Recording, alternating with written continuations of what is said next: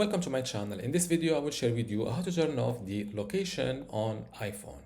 So step one, click on settings.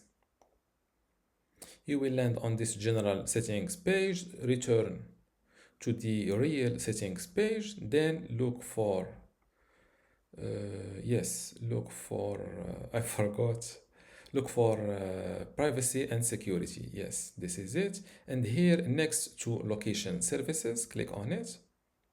And you will see this red selection next to location services. Turn this off like this. As you see, location services will be disabled for all apps, but your personalized location services settings for apps will be temporarily restored if you use Find My iPhone to enable lost mode. Click on turn off, and just like this, and this is how to turn off your location on iPhone. If you still have a question, leave it in the comments below, and don't forget to give this video a like. Thank you.